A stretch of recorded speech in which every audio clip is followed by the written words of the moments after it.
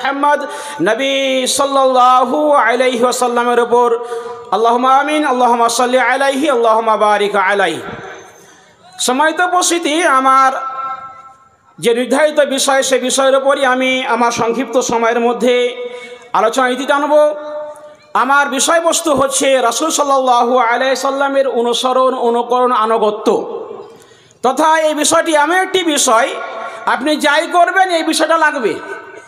বক্তব্য রাখবেন, এই বিষয়টাকে ফলো করতে হবে, রাসূলের অনুকরণ। জালসা শুনবেন, রাসূলের অনুকরণে বসতে হবে, রাসূলের অনুকরণে শুনতে হবে। খাওয়া দাওয়া করবেন, নামাজ পড়বেন, সালাত করবেন, সিয়াম করবেন, যাকাত দিবেন, হজ করবেন, কোরআন তেলাওয়াত করবেন, দোয়া করবেন, যা করবেন প্রত্যেকটা স্তরে রাসূল সাল্লাল্লাহু আলাইহি সাল্লামের অনুকরণ, অনুসরণ, আনুগত্য ছাড়া কোনো কাজই আল্লাহর কাছে গ্রহণযোগ্যতা পাবে না। এই মর্মে কোরআন মাজিদের একাধিক আয়াত এবং রাসূল সাল্লাল্লাহু আলাইহি সাল্লামের একাধিক সহিহ হাদিস বর্ণিত হয়েছে। তার মধ্যে আমি সংক্ষিপ্তভাবে কিছু আমি বলবো। সূরা আলে ইমরান সূরা নম্বর 3 আয়াত নম্বর 31 আল্লাহ তাআলা বলছেন, কুল ইন কুনতুম তুহিব্বুনাল্লাহ ফাত্তাবিউনি ইউহিব্বুকুমুল্লাহ।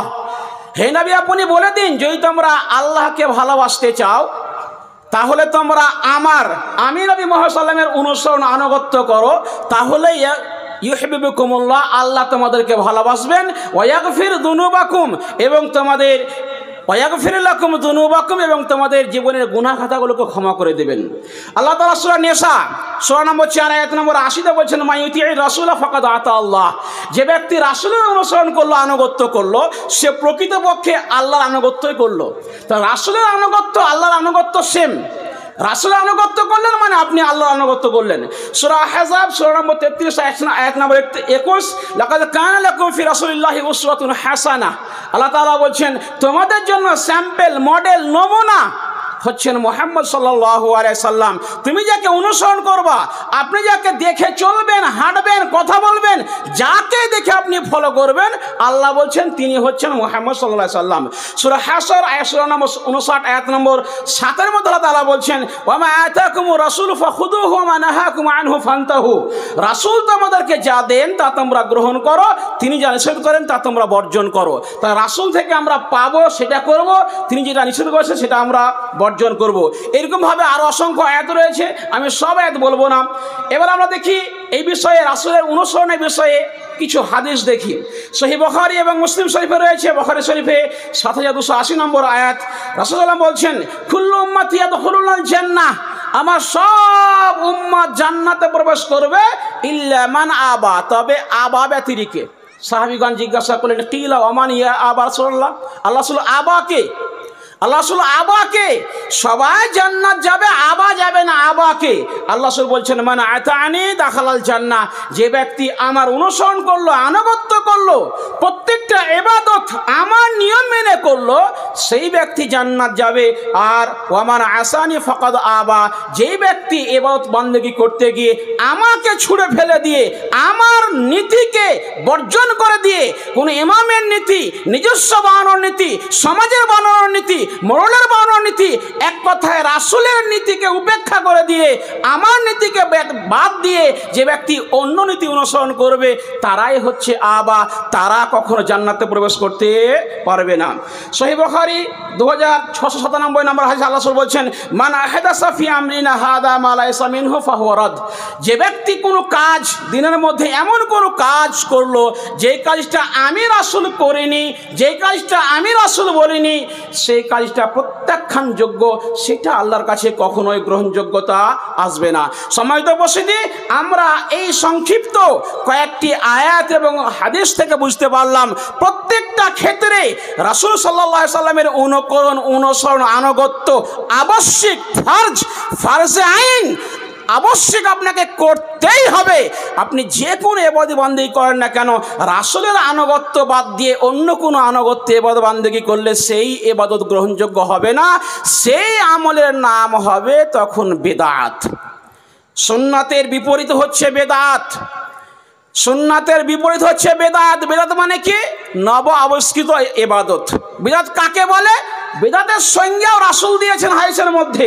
সহিহ বুখারী 2697, সহিহ মুসলিম 1718 নম্বর হাদিস, আয়েশা রাদিয়াল্লাহু আনহা বর্ণিত, তিনি বলছেন মান আহদাসা ফি আমরিনা মা হাদা মা লাইসা মিনহু ফাহুয়া রাদ্দুন। অর্থাৎ যে ব্যক্তি আমার এই দিনের মধ্যে এমন কোনো কাজ করলো, এমন কোনো ইবাদত বান্দেগি করলো নীতিমালায়, যেই নীতিমালা যেই ইবাদত আমি মুহাম্মদ সাল্লাল্লাহু আলাইহি দিনই, সেটাই হচ্ছে প্রত্যাখ্যান, অর্থাৎ সেটাই হচ্ছে বেদাত।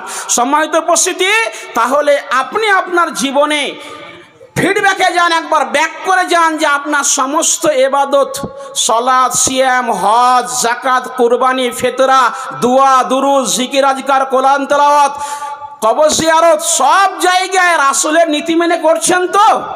যদি কোনো একটা কাজে রাসূলের নীতি উপেক্ষা হয়ে যায়, তাহলে সেই কাজটা প্রত্যাখ্যান, আর আপনি হবেন তখন বেদাতি, সেই কাজটা হচ্ছে বেদাত। আর আল্লাহ রাসূল বলেছেন একাধিক জায়গায়, আমরা খুতবাতে ইমাম সাহেবগণ পাঠ করেন, ওয়া ইয়্যাকুম ওয়া মুহদাসাতিল উমুর, তোমরা নতুন নতুন কাজ আবিষ্কার করা থেকে বেঁচে থাকো। কখনোই তোমরা কোন নতুন ভাবে ইবাদত তৈরি করো না। কেন? কুল্লু মুহদাসাতিন বিদআ, প্রত্যেকটা নব আবিষ্কৃত নতুন কাজই হচ্ছে বেদাত। আর নাসাইতে রয়েছে ওয়া কুল্লু বিদআতিন ফিন্নার ওয়া কুল্লু বিদআতিন দালালা ওয়া কুল্লু দালালাতিন ফিন্নার, প্রত্যেকটা বেদাতই হচ্ছে পথভ্রষ্টতা, আর প্রত্যেক পথভ্রষ্টতার ফলাফল হচ্ছে জাহান্নাম। সম্মানিত উপস্থিতি, তাহলে আমাদের নতুন আবিষ্কৃত ইবাদত যাই করি না কেন, তার ফলাফল আমাকে জান্নাতে নিয়ে যাবে না, বরং আমাকে জাহান্নামে নিয়ে যাবে। সম্মানিত উপস্থিতি, তাহলে এখন আমাদের করণীয় কি? আমরা এখন কি করব? এই সমাজে, বর্তমান সমাজে আমরা কি করব? আল্লাহ রাসূল এই বিষয়ে বলছেন, ইরবাদ বিন সারিয়া থেকে বর্ণিত, আবু দাউদ, তিরমিজি এবং ইবনে মাজাহ হাদিসে বর্ণিত হয়েছে। আল্লাহ রাসূল বলছেন, ফাইন্নাহু মান ইয়াইশ মিনকুম ফাসায়ারা ইখতিলাফান কাসীরা, যারা আমার পরে জীবন পাবে, যারা বেঁচে থাকবে, তারা অচিরেই অসংখ্য অনেক মতভেদ, মতনৈক্য, ইখতিলাফ দেখতে পাবে। বিভিন্ন বিষয়ে মতনৈক্য, মতভেদ, ও একরকম বলছে, ও একরকম বলছে, ও একরকম বলছে, পাঁচজন আলেম পাঁচ রকম বলছে। যেটা সমাজে হচ্ছে, কার কথা মানবো? মৌলভী সাহেবরা তো বিহরকম কথা বলছে, এটা হচ্ছে সমাজে। আল্লাহ সেটা ভবিষ্যৎবাণী করে গেছেন, এবং এ অবস্থা কী করতে হবে সেটাও বলে গেছেন। ওই জন্য বললাম আমাদের করণীয় কি। আল্লাহ বলছেন অচিরেই অসংখ্য মতানৈক্য, মতামত দেখা দিবে, অনেক মত দল দেখা দিবে। সেই সময় তোমরা কি করো? ফালাইকুম বিসুন্নতি ওয়া সুন্নাতিল খুলাফায়ে রাশিদিন আল মাহদিয়িন। সেই সময় কি করতে হবে? যে বড় জুব্বা পরে আছে, একবার আলখাল্লা পরে, মাথায় পাগড়ি মেথে, ওর কথা মেনে নিও? মাদ্রাসা হেড মাওলানা যেটা বসে মেনে নিও? ইমাম মসজিদের ইমাম সাহেব যা বসে মেনে নিও? না, আল্লাহ এমন কথা বলছেন না। আল্লাহ বলছেন সেই সময় তোমরা আলাইকুম বামানা লাজিমুন, তোমরা আবশ্যক করে নাও নিজের উপরে সুন্নতি সুন্নতি ওয়া সুন্নাতিল খুলাফায়ে রাশিদিন আল মাহদিয়িন। সেই সময় তোমরা আমার সুন্নাত, আমার আদর্শকে আঁকড়ে ধরো, এবং আমার হেদায়েতপ্রাপ্ত চার খোলাফায়ে রাশেদা, তাদের রীতিনীতিকে অনুসরণ করো। সম্মানিত উপস্থিতি, এখন আপনার কাছে ক্লিয়ার, পাঁচটা আলেম একটা বিষয়ে পাঁচ রকম বলছে, এটাও ঠিক, আপনি যেটা বলছেন এটাও ঠিক। পাঁচটা আলেমের কাছে কিন্তু দলিল থাকবে না। আপনি পাঁচটা আলেমের কাছে দলিল নেন, লিখিতভাবে প্রমাণ চান, যার কথার পেছনে রাসূলের হাদিস বা আল্লাহর কোরআনের আয়াত পাবেন, পেয়ে যাবেন আপনি, সেই কাজটা আপনি মেনে চলেন। আল্লাহ রাসূল সেটাই বলছেন, সেই সময় আমার সুন্নাতকে আঁকড়ে ধরো। কিভাবে আঁকড়ে ধরছেন আল্লাহ রাসূল বলছেন, তামাসসাকু বিহা ওয়াদ্দু আলাইহা বিন নাওয়াজিস, সেটাকে মাড়ির দাঁত দিয়ে আঁকড়ে ধরো। যখন ইখতিলাফ দেখা দিবে, তখন আমি মুহাম্মদ সাল্লামের নীতিকে, আদর্শকে, নিয়মমালাকে এবং আমার সাহাবায়ে কেরামের নীতি আদর্শকে তোমরা কি করো? এমনি নরমাল নয়, মাড়ির দাঁত দিয়ে আঁকড়ে ধরো। আমরা যে কোনো মুখে যদি কোনো জিনিস চেপে ধরি, কোন দাঁতে ধরি? মাটির দাঁতে। মাংস খেলে কোনো হাড্ডিকে খাবো, কোন দাঁতে? সামনে দাঁতে না, মাটির দাঁত দিয়ে কী করা হয়? চাপ দিয়ে ধরা হয়। আল্লাহ বলছে তোমরা সেই সময়ে মাটির দাঁত দিয়ে ছুটে না যায়, আমার আদর্শকে আঁকড়ে ধরো। সমাজ কি বলছে, মোরাল কি বলছে, বাদুদের কাল থেকে কি করে আসি, ইমাম সাহেব কি বলছেন, হেডমাওলানা কি বলছেন, এটা দেখার দরকার নাই। বরং কার কথাটা আমার নীতির সঙ্গে মিলছে, তার কথাকে তোমরা কি করো? মেনে নাও। সম্মানিত উপস্থিতি, যদি আমরা না মানি, তাহলে আমাদের ফলাফল কি হবে? আমাদের পৃথিবীতে একটা কাজ হবে, তার লা ইয়াকবালু লিসাহিবিল বিদআতি সালাতান ওয়ালা যাকাতান ওয়ালা হাজ্জান। বিদআতি ব্যক্তির, যে ব্যক্তি নতুন নতুন নিয়মে আমল করবে, নতুন নিয়মে দোয়া করবে, নতুন নিয়মে নামাজ পড়বে, নতুন নিয়মে যাকাত দিবে, নতুন নিয়মে হজ করবে, নতুন নিয়মে কবর করতে যাবে, যারা রাসূলের নীতিকে বাদ দিয়ে আপডেট নতুন নিয়ম তৈরি করবে তো ভালোই, তো সমস্যা কি আছে? যা রাসূলের নীতিকে বাদ দিয়ে নিজের মতো করে নীতি নিয়ম তৈরি করে বান্দেগি করবে, তাদের পৃথিবীতে একটা ক্ষতি হবে, সামনে কোনো ইবাদত কবুল হবে না, কোনো ইবাদত কবুল হবে না। বেদাতে যখন কোনো মানুষ বেদাতের সঙ্গে লিপ্ত হবে তখন সামনে একটা ক্ষতি হবে, আর পৃথিবীতেই ক্ষতি হবে, সেটা দুনিয়াতে কোনো ইবাদত কবুল হবে না। আর আখিরাতে কি ক্ষতি হবে? কিয়ামত দিবসের ক্ষতি হবে। আনাস রাদিয়াল্লাহু আনহু থেকে বর্ণিত বুখারী এবং মুসলিম শরীফের হাদিসটি রয়েছে। আল্লাহ রাসূল বলছেন, লা ইয়ারিদান্না আলাইয়া আকওয়ামুন আলাল হাউজে, আমি হাউজের কাছে উপস্থিত থাকবো, মানুষকে আমার উম্মতকে হাউজে কাউসারে পানি পান করাবো। এটা মহৎ বিশেষ একটা গুণ। ইন্না আতাইনাকাল কাউসার, কাউসার, হাউজে কাউসার আমাদের নবীকে দেওয়া হবে। আর এই কাউসারের পানি এমন এক পানি যে পান করবে জান্নাতে প্রবেশ করা পর্যন্ত আর পিপাসিত হবে না। যে কিয়ামতের ঘটনা আমরা অনেক শুনেছি, এক বিভীষিকাময় দিন, সেই দিনে আল্লাহ রাসূল হাউজের কাছে চলে যাবেন তার উম্মতকে পানি পান করানোর জন্য। এমন সময় একটা দল আসবে, সে দলকে আমি চিনতে পারবো, হাত্তা ইদা আরাফতুহুম, আমি তাদেরকে চিনতে পারবো এরা আমার উম্মত, তারাও চিনতে পারবে এটা আমাদের নবী। এমন সময় আমার তাদের মধ্যে আর সৃষ্টি করে দেওয়া হবে, পর্দা সৃষ্টি করে দেওয়া হবে, হিজাব পড়ে যাবে। আমি জিজ্ঞাসা করবো কি ব্যাপার? আসহাবী, এরা তো আমার সাথী, এরা তো আমার উম্মত।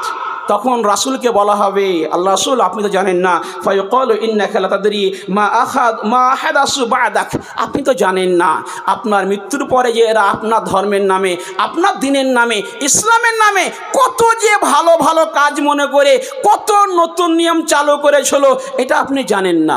সেই সময় আল্লাহ রাসূল বলবেন, সুহকান সুহকান লিমান বাদদালা দীনি ওয়া লিমান গায়্যারা দীনি, যারা আমার পরে, আমার মৃত্যুর পরে আমার দ্বীনের মধ্যে পরিবর্তন ঘটিয়েছো, তো তোমাদের আজকে ধ্বংস, দুর্ভোগ, তোমরা এখান থেকে সরো। তাহলে কিয়ামত দুনিয়াতে একটা ক্ষতি দেখলাম, আমাদের আমল কবুল হবে না, পরকালে ক্ষতি, আল্লাহ রাসূলের কাছে আমরা হাউজে কাউসারে পানি পান করতে পারবো না। সম্মানিত উপস্থিতি, এখন কথা হচ্ছে যে এত দল মত কেন? পৃথিবীতে একটাই তো মানুষ থেকে পৃথিবী তৈরি হয়েছে, আদম আলাইহিস সালাম থেকে, হাওয়া আলাইহিস সালাম থেকে, সেখান থেকে পৃথিবী আবার শুরু হলো। পৃথিবীতে তারপর আমাদের শেষ নবী, চূড়ান্ত নবী মুহাম্মদ সাল্লাল্লাহু আলাইহি ওয়াসাল্লাম আসলেন। তাহলে পৃথিবীতে এত দল মত ধর্ম কেন? এগুলোকে কি এক করা যায় না?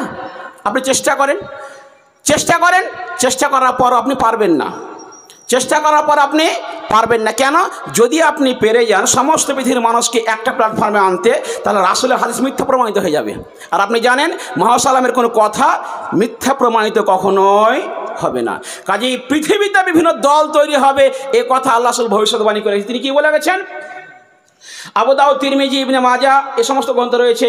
আল্লাহ রাসূল বলছেন, ইফতারাকাতিল ইয়াহুদু আলা 71 ফিরকা, ইহুদি গোষ্ঠীরা 71 দলে বিভক্ত হয়েছিল। ওয়াফতারাকাতিন নাসারা আলা 72 ফিরকা, আর নাসারারা, খ্রিস্টানরা 72 দলে বিভক্ত হয়েছিল। আমার উম্মত এক ধাপ এগিয়ে যাবে, ওয়াসাতাফতারিকু হাদিহিল উম্মাহ আলা 73 ফিরকা, আমার উম্মত, উম্মতে মুহাম্মাদি এক ধাপ এগিয়ে 73 দলে বিভক্ত হবে। 73টা মত পাওয়া যাবে, 73টা দল পাওয়া যাবে, এটাই চূড়ান্ত। কাজে পৃথিবীর সমস্ত মানুষকে কিয়ামত পর্যন্ত একটা প্ল্যাটফর্মে আনতে পারবেন না। চলে যদি আসতে পারেন, নিয়ে আসতে পারবা, হয়ে যায়, রাসূলের হাদিস ভবিষ্যৎবাণী কি যাবে? মিথ্যা প্রমাণিত হয়ে যাবে। অতএব কিয়ামত পর্যন্ত মানুষ 73 দলে ভাগ হবে, এটাই চূড়ান্ত। আল্লাহ রাসূল বলছেন, এরপর শেষ বাক্যে বলছেন, কুল্লুহা ফিন্নার, 73 দলের সমস্ত দলই যাবে জাহান্নামে, ইল্লা ওয়াহিদা, শুধুমাত্র একটি দল ব্যতিরেকে, একটি দল বাদ দিয়ে 72টা দলই যাবে জাহান্নামে। সাহাবীগণ জিজ্ঞাসা করেন, কিলা ওয়া মান হিয়া ইয়া রাসূলুল্লাহ, আল্লাহ রাসূল, যেই দল জান্নাতে যাবে, যেই দল সফলকাম হবে, সেই দলের বৈশিষ্ট্য কি, গুণাবলী কি, কি দেখে চিনবো এটা হচ্ছে মুক্তিপ্রাপ্ত দল, কি দেখে চিনবো এটা হচ্ছে সফলকাম দল? আল্লাহ রাসূল বললেন, একটা বাক্য বলেন, মা আনা আলাইহি ওয়া আসহাবি, যে নীতির ওপরে, যে নিয়মের ওপরে, যে গতির ওপরে আমি আছি, আমি মুহাম্মদ সাল্লাম এবং আমার সাহাবীগণ আছেন, যারা এই নীতি, এই নিয়ম মানার উপরে চলবে, তারাই হচ্ছে মুক্তিপ্রাপ্ত দল, তারাই হচ্ছে জান্নাতি দল। সম্মানিত উপস্থিতি, এবার আপনি আপনাকে ব্যক্তিগত থেকে শুরু করে পারিবারিক, সামাজিক সব জায়গায় দেখেন, আপনি প্রতিটা কাজ রাসূলের তরিকায় করছেন তো? সালাত থেকে শুরু করে সালাত, সিয়াম, কুরবানি, ফিতরা, দোয়া, কবর কবর জিয়ারত, কোরআন তেলাওয়াত সব জায়গায় রাসূলের অনুসরণ আছে তো? যদি অনুসরণ থাকে তাহলে আপনাকে আল্লাহ রাসূল বলছেন এরা হচ্ছে মুক্তিপ্রাপ্ত দল। আর যদি কোনো এক গায়ে মাতাব্বরি করেন, নিজে থেকে মুচ্ছদ্দিগিরি করেন, নিজে থেকে মাতাব্বরিগিরি করে ধর্মের মধ্যে যদি কোনো সংযোজন বিয়োজন করেন, আল্লাহ রাসূল আপনাকে বলছেন এটা আমার উম্মত নয়, বা উম্মত হলেও এরা হচ্ছে জাহান্নামী দল, ৭২ দলের মধ্যে পড়বে। সম্মানিত উপস্থিতি, আহলে সুন্নাত ওয়াল জামাতের গুণাবলী কি? এর অনেকগুলো গুণাবলী আমি পয়েন্ট করেছিলাম, শুধু আমি পয়েন্টগুলো একটু বলি। আহলে সুন্নাত ওয়াল জামাতের ১ নম্বর গুণ হচ্ছে কোরআন ও সহিহ সুন্নাহর উপর দৃঢ়ভাবে অটল থাকা। আল্লাহ তাআলা সূরা নিসা ৪ নম্বর সূরা ৫৯ নম্বর আয়াতে বলছেন, ফাইন তানাযাতুম ফি শাইইন ফারুদ্দুহু ইলাল্লাহি ওয়া রাসূল।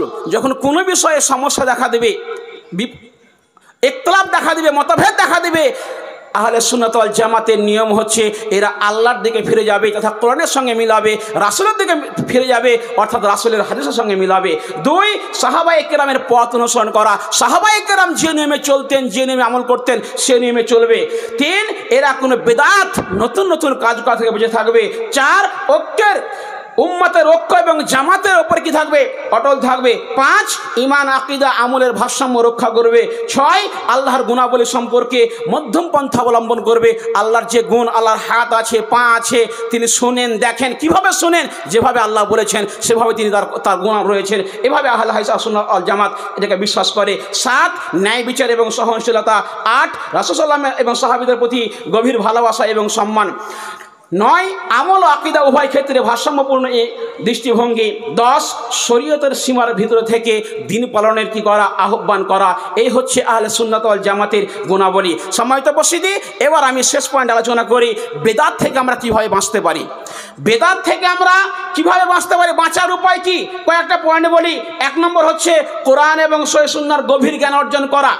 ২, রাসূল সাল্লাল্লাহু আলাইহি এবং সাহাবীদের পথ অনুসরণ করা। কারণ একটু আগে আল্লাহ বললেন, মা আনা আলাইহি ওয়া সাহাবী, যে নীতির ওপরে, যে নিয়মের ওপরে আমি মুহাম্মদ সাল্লাল্লাহু আলাইহি আছি এবং আমার সাহাবীগণ আছেন, সেই নীতিমালায়, সেই পথ, সেই নীতিমালায় হচ্ছে সফলকৃত দল এবং সফলকৃত মত। সেটাই।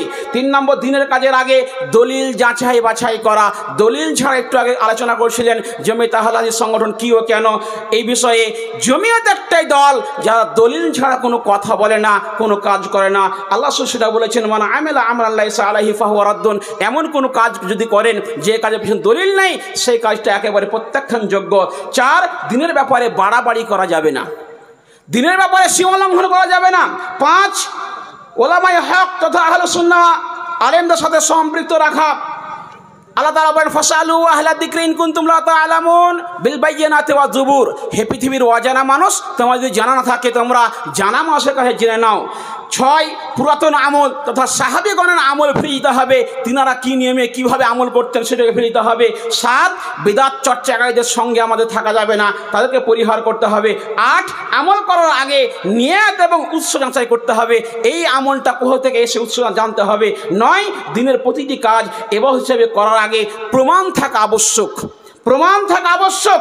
এবং সর্বোপরি দুআ পাঠ করতে হবে আল্লাহর কাছে যে আল্লাহ তুমি আমাকে হকের উপরে অটল রাখো। সম্মানিত উপস্থিতি, আলোচনার নির্যাস যতগুলো আয়াত এবং হাদিস পাঠ করলাম, এছাড়াও এই বিষয়ে আরও অসংখ্য আয়াত এবং হাদিস রয়েছে। এ সমস্ত আয়াত এবং হাদিসকে সামনে রেখে ওলামায়ে দ্বীন, ওলামায়ে হাক্কানি এই মতামত দিয়েছেন, আল আসলু ফিল ইবাদাতি আল মানউ ইল্লা বিদ-দালিল ওয়া আসলু ফিল মুআমালাতি আল ইবাহাতু ইল্লা বিদ-দালিল। অর্থাৎ ইবাদতের ক্ষেত্রে সব কাজই নিষিদ্ধ। নামাজ পড়া যাবে না, কোরআন তেলাওয়াত করা যাবে না, দোয়া করা যাবে না, কিচ্ছু করা যাবে না, কোনো ইবাদতই করা যাবে না, সব নিষেধ। শুধু অতটুকু করা যাবে যতটুকু আল্লাহ এবং তার রাসূল করেছেন এবং করতে বলেছেন।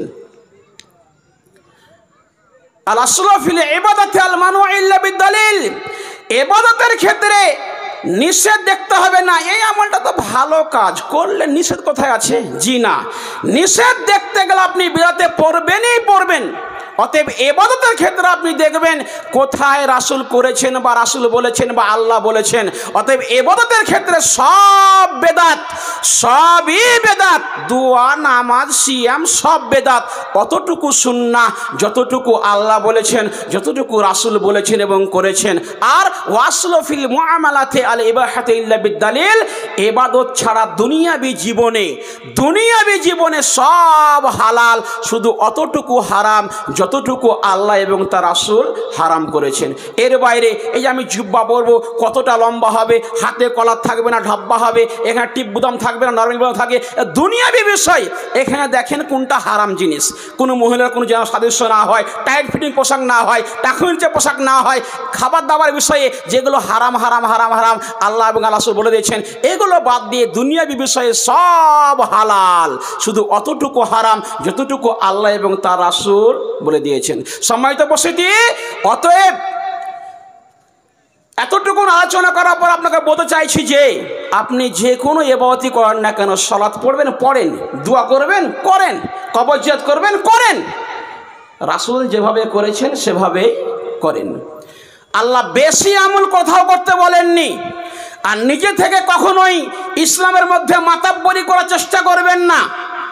আল্লাহ আমলের কথা সরাসরি বলেননি, যেখানে আমলের কথা বলেছেন সেখানে বলেছেন সলিহাত ওয়া আমিলুস সলিহাত। যেখানেই আমল সেখানে তার গুণ নিয়ে আসা হয়েছে। আমলটা কোন আমল? সৎ আমল। আল্লাহ তাআলা সূরা মুলকের 2 নম্বর আয়াতের মধ্যে বলছেন আল্লাযী খলাকাল মাউতা ওয়াল হায়াতা লিয়াবলুয়াকুম আইয়ুকুম আহসানু আমালা।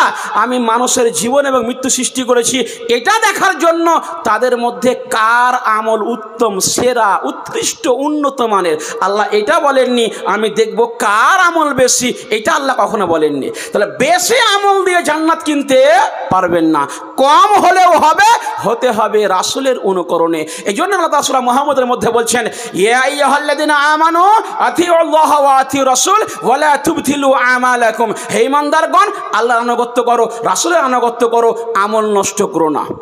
আল্লাহ বলছেন আল্লাহর আনুগত্য করো, রাসূলের আনুগত্য করো। এর পরের বাক্যটা এরকম হওয়া দরকার ছিল, আল্লাহর আনুগত্য করো, রাসূলের আনুগত্য করো, জান্নাতে ঢুকে যাও। কিন্তু এমনটা বাক্য হয়নি। আল্লাহ তাআলা বলছেন আল্লাহর আনুগত্য করো, রাসূলের আনুগত্য করো, আমল নষ্ট করো না। তার মানে কি বুঝতে পারলাম? যদি আনুগত্য করতে গিয়ে আল্লাহর আনুগত্য ব্রেক হয়, আমল করতে গিয়ে রাসূলের নিয়মমালা ব্রেক হয়, আপনার আমল বাতিল হবেই হবে। আল্লাহ বলছেন আমি আপনাকে ঠেকাতে পারবো না, ইমাম সাহেব ঠেকাতে পারবে না, মাদ্রাসার হেড মাওলানা আপনাকে ঠেকাতে পারবে না, আপনার আমল ঠেকাতে পারবে না। অতএব কোনো জিনিসকে ভালো মনে করে করিয়ার চেষ্টা করিয়েন না। আটা মাথায় রাখবেন, সমস্ত বেদাতই ভালো কাজ, বেদাত কখনো খারাপ কাজ হয় না, বেদাত সব ভালো কাজ। কিন্তু ভালো কাজ দিয়ে জান্নাত পাওয়া যাবে না যতক্ষণ না রাসূলের অনুসরণ না পাওয়া যাবে সেই কাজের পেছনে। অতএব আপনি দোয়া করবেন করেন, সবাই মিলে দোয়া করেন, সমস্যা কি আছে? রাসূল করলে করেন, রাসূল না করলে অবশ্যই বর্জনীয় বিষয়, অবশ্যই বর্জনীয় বিষয়। একটা হুজুর বলে দিল সবাই মিলে করে নিলাম, এমনটা নয়। ইসলাম কারিম ব্যক্তিগত মতামত চলবে না, অতএব দিনের মধ্যে কারো মাতব্বরি চলবে না। সম্মানিত উপস্থিতি, অতএব আপনারা চেষ্টা করেন প্রত্যেকটা কাজের বিষয়ে আল্লাহ এবং রাসূল আনুগত্য করার। আমাদের সমাজ সমস্যা কি হয় যে 5টা আলেম 5 রকম বলছে, কার যে কথা শুনি। সম্মানিত উপস্থিতি, আর 2-3 মিনিট কথা বলবো আমি। সেটা হচ্ছে ওলামাগণ কিয়ামত পর্যন্ত একটা প্ল্যাটফর্মে আসবে না, এটা মাথায় রাখেন। একটু আগে বললাম সমস্ত উম্মাত 3 ভাগ হবে, আর একটা কথা বলছি সমস্ত ওলামাগণ এক প্ল্যাটফর্মে কিয়ামত পর্যন্ত আসবে না। তার ভবিষ্যৎবাণী আল্লাহ শুরু করে গেছেন। তিনি বলছেন আখাফু আলাইয়া উম্মতি আল আইম্মাতুল মুসল্লিন। আমার জীবনে 3টি বড় বড় ভয় আছে, তার একটা ভয় হচ্ছে ওলামাগণ পথভ্রষ্ট হবে, এটা আমার বড় ভয়। আমার দিনের ক্ষতি করবে আলেম সমাজ। তাহলে এক প্রকার আলেম যে পথভ্রষ্ট আছে এটা আপনাকে মানতে হবে, বিশ্বাস রাখতে হবে। রাসূল বলেছেন আলেম সমাজ এক প্রকার আলেম পথভ্রষ্ট হবে, ওই সমস্ত পথভ্রষ্ট আলেম থেকে বেঁচে থাকতে হবে। হাক্কানি আলেম আপনাকে চিনতে হবে। এরপর আপনাকে একটা উদাহরণের মাধ্যমে বলি। আপনারা বলছেন এত মত, এত 5 রকম বলছে, কোনটা যে আমার মানবই না, কোনটাই করবেন, এটা তো হয় আমাদের, করবই না কাজ। ইসলামের ক্ষেত্রে ইবাদতের ক্ষেত্রে আপনি পালন করছেন, আপনি চুয়াপোখর মোড় গেলেন সবজি কিনতে, দেওয়ান সারা গেলেন সবজি কিনতে, সবজির দোকান 8-10খানা বসা আছে, সবাই বলছে আসেন আসেন আসেন, আমার সবজি ভালো, আমার সবজি ভালো। আপনি চলে যান, জেনুইনলি এখানে লেন না। আগে আপনি তদন্ত করেন এখানকার মধ্যে কোন লোকটা বিশ্বস্ত, কার সবজি টাটকা, কে ধোকা দেয় না। আপনি লোকটাকে আগে কী করেন, তদন্ত করে সার্টিফাই করেন। এরপরে সার্টিফাই করার পরে যেও নিয়ে নিন না যে দেন বেলচে ভাড়া 5 কেজি আলু দেন, এমনটা করেন না। সেখানে গিয়ে টিপে টিপে টিপে টিপে আলু, পটল, সর্ষে সব কী করেন, ক্রয় করেন। তো আপনি পৃথিবীর একটা আলু কিনতে গিয়ে, পটল কিনতে গিয়ে এতগুলো আপনি যাচাই বাছাই করছেন, আর পৃথিবী বিক্রি করে জান্নাতের এখানে ইট কিনে পাবেন না, সেই জান্নাত আপনি বিনা দলিলে পেয়ে যাবেন? বিনা দলিলে পেয়ে ভাবছেন? অতএব জান্নাত কিনার আগে যে কোনো আমল আপনি করেন না কেন, প্রত্যেকটা আমলের পিছনে আল্লাহ এবং রাসূলের আনুগত্য থাকা জরুরি। অতএব শেষের শব্দ এটাই বলবো, বেশি আমল দিয়ে জান্নাত কিনতে পারবেন না, অল্প হলেও হবে। শুধুমাত্র যদি ফরজ আমলটুকু করেন তাতেও হবে, কিন্তু যাই আমলই করেন কম বেশি, প্রত্যেকটা আমল আল্লাহর দেখানো পথ, রাসূলের নীতি অনুযায়ী প্রত্যেকটা কাজ হতে হবে। যদি কোনো একটা কাজে সে ফিতরা দিতে গিয়ে হোক, জাকাতে হোক, কুরবানিতে হোক, দোয়া করতে গিয়ে হোক, যদি রাসূলের অনুসরণ না হয় সেই আমল কবুল হবে না, আপনার পরবর্তী আমলও কবুল হবে না। কিয়ামতের মাঠে আপনাকে জাহান্নামে যেতে হবে। আমল করে মানুষ জাহান্নামে যাবে। এই আমল, এই ভুলভাবে আমল করা, ভুলভাবে নামাজ পড়া, ভুলভাবে দোয়া করার কারণে এই ইবাদতই আপনাকে জাহান্নামে নিয়ে যাবে। ইবাদত জাহান্নামে নিয়ে যাবে। সূরা গাশিয়া দেখেন, আমেলাতুন নাসিবা তাসলা নারান হামিয়া। আমেলাতুন নাসিবা, আমল করে করে একেবারে ক্লান্তি হয়ে গেছে, খেসতে গেছে, কত আমল করছে, আমল করে করে একেবারে ক্লান্তি। আল্লাহ তাআলা বলছেন ওকে জাহান্নামে ঢোকাবে। দেখেন তো কেমন কথা, আমলের গানা জাহান্নামে যাচ্ছে। কোন আমল? বদ আমল, মানে রাসূলের অনুসরণে আমলটা হয়নি। আল্লাহর কাছে দোয়া করে বলেন সকলকেই আমরা যেন প্রত্যেকটা কাজ, বিশেষভাবে দিনের ক্ষেত্রে ইবাদত করতে গিয়ে যেন আমরা প্রত্যেকটা কাজ রাসূলের দেখানো নীতি, সাহাবীদের দেখানো পথ এবং নীতি মেনে করতে পারি। তার তুমি তৌফিক দান করো। এই দাবি ও দোয়া রেখে আজকের সংক্ষিপ্ত আলোচনা শেষ করলাম। ওয়া মা আলাইনা ইল্লাল বালাগ। আসসালামু আলাইকুম ওয়া রাহমাতুল্লাহি ওয়া বারাকাতুহু।